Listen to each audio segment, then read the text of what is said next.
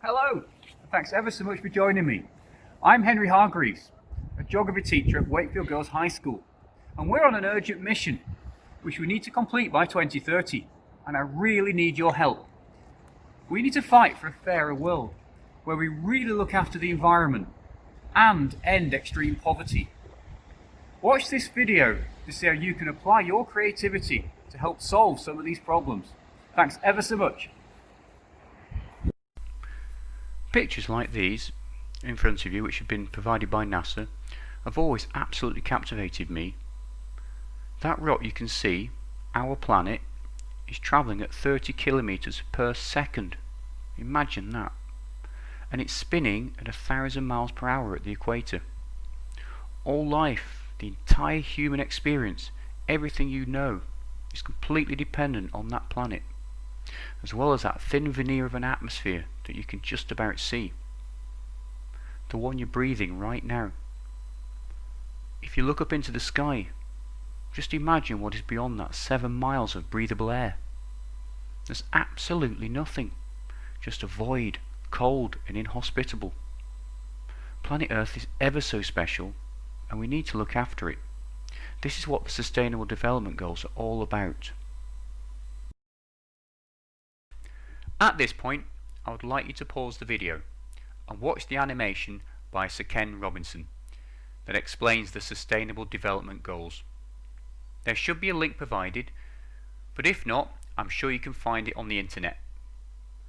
Search for The World's Largest Lesson Part 1, as shown on screen. Once you have finished this, please rejoin me and we'll look at what you can do. Thanks ever so much, and see you soon. The video you just watched was talking about all the bad news. But we can solve the Earth's problems if we get together and get creative. Remember, humans are the most creative creatures ever. It is ever so important that we meet the Sustainable Development Goals by 2030. That means there's no time to lose and we need to get started right now. My daughter is drawing a poster on screen, which might seem a very small thing, but it will make the Sustainable Development Goals just that little bit more famous. And I'm hoping you will make a similar poster yourself. As you can see, that poster contains a pledge or a kind of promise at the bottom of it. This is something that we're going to do to try and help solve some of these world issues. What we want you to think about is what you might do. What could you do to contribute to the Sustainable Development Goals? Remember, if we stop wasting water and food and resources, that will help the planet. If we are kinder and treat people with respect, that will also help the planet. There are 17 Millennium Goals to choose from, and I'm sure if you put your creative minds to it, you can come up with some brilliant ideas of how you could get involved. You might also go to the Millennium Goals website to get even more inspiration. Later, I'm going to discuss some of the things students near me are doing. I know you're all going to get involved because you've all got brilliant minds, and you're going to take those brilliant minds and come up with some fantastic and creative ideas, which are going to be ever so original. I would love to hear how you get on with your pledge, and I'd love to see your posters. So really good luck with them. Thank you. Right, well, I didn't think we could let you go without seeing why we drew a poster of worms, which seemed a bit odd when you look back on it. Well, this is a wormery, and it recycles all our kitchen waste. This is the one thing we've been doing to try and reduce waste, improve habitats and improve ecosystems in our garden, and it works a treat. What we do is we put waste in the top of it, as you can see, with all the potato peelings and other things.